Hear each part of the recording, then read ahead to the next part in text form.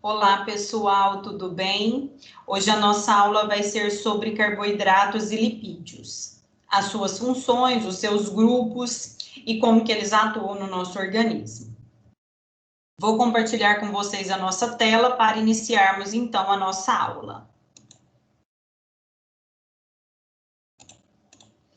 Bom, então começaremos pelos carboidratos, que são as biomoléculas mais abundantes da Terra, são também conhecidos como polihidroxialdeído ou polihidroxicetonas cíclicos, e a sua composição apresenta a fórmula empírica, e por isso são conhecidos como hidratos de carbono, tá? Por isso receberam esse nome de carboidratos.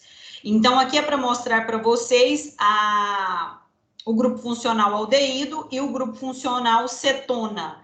Então, os carboidratos têm vários aldeídos na sua estrutura ou várias cetonas na sua estrutura. Como funções, os carboidratos fornecem energia para a maioria das células que não fazem fotossíntese, podem funcionar como elementos estruturais e como elementos de proteção nas paredes celulares bacterianas e de vegetais e nos tecidos conjuntivos de animais, podem agir como lubrificantes das articulações esqueléticas, podem participar do reconhecimento e da coesão entre as células e agem como sinais que determinam a localização intracelular. A classificação dos carboidratos é de acordo com o tamanho dessa molécula. Então, o grupo dos monossacarídeos é que eles têm uma única unidade de polihidroxialdeído ou polihidroxicetona. É o tipo mais simples de carboidratos.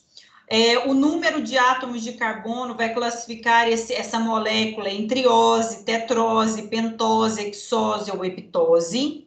São compostos incolores, sólidos cristalinos e solúveis em água, possuem sabor doce.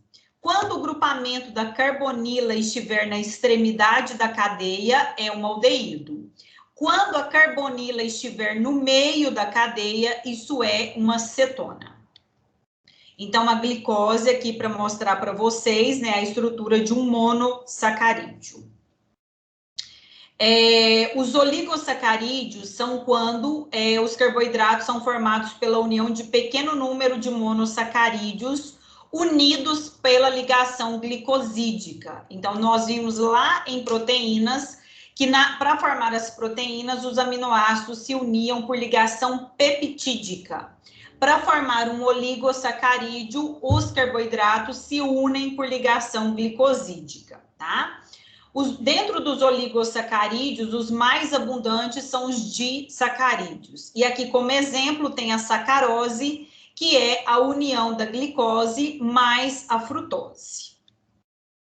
Outros exemplos de oligossacarídeos são a maltose, a união de duas glicoses, e a lactose, que é o açúcar presente no leite, que é a união entre a galactose e a glicose.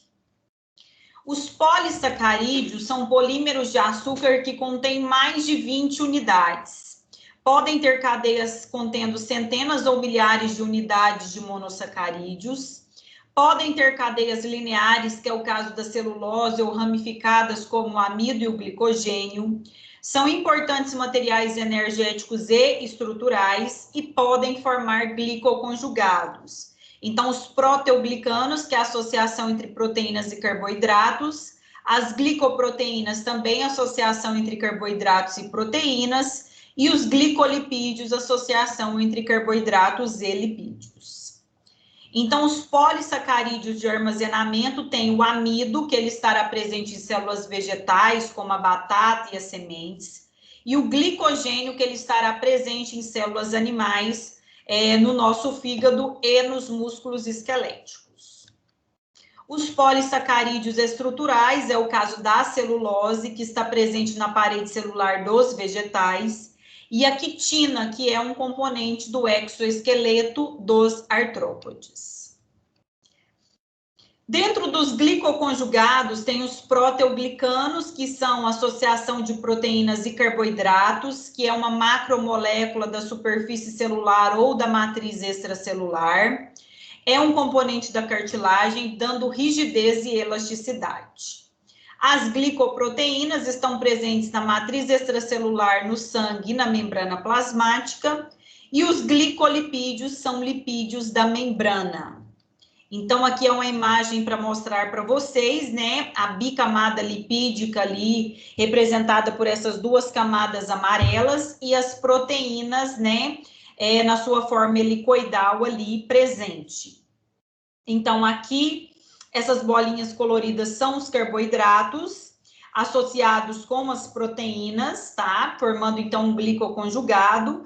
E os carboidratos associados aos lipídios também formando os glicoconjugados.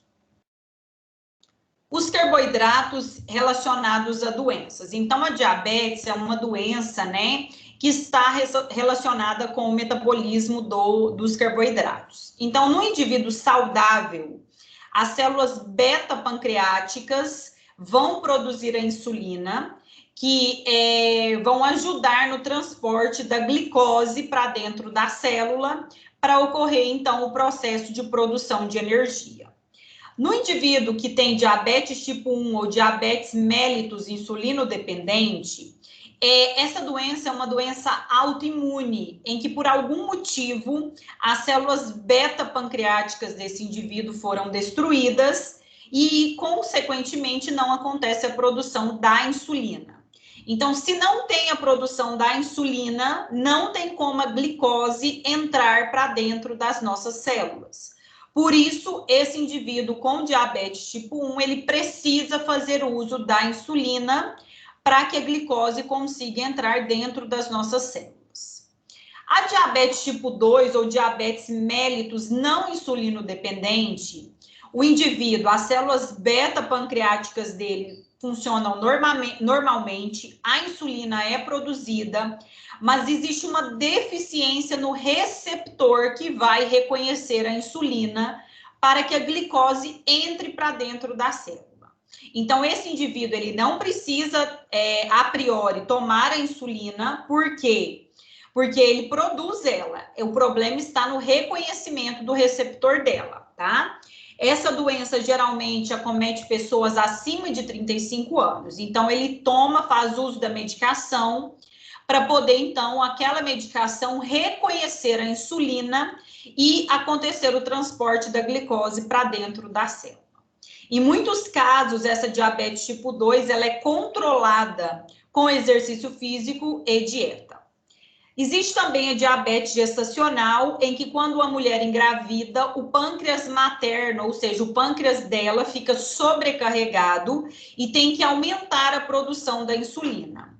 Quando esse pâncreas não consegue aumentar a produção da insulina, aí acontece o caso de diabetes gestacional, que pode ser sanado quando a mulher parir aquela criança, porque a causa dela é a placenta, tá? Então, quando essa placenta é retirada, quando esse bebê é retirado, então, geralmente, essa diabetes, ela é resolvida.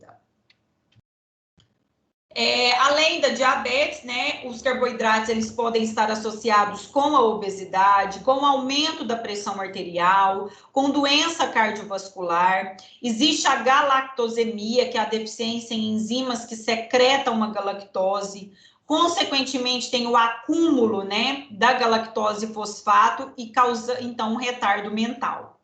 Existe a intolerância à lactose. A lactose é o açúcar do leite. O problema é que aquela pessoa vai ter um defeito genético na síntese da lactase, que é a enzima, tá?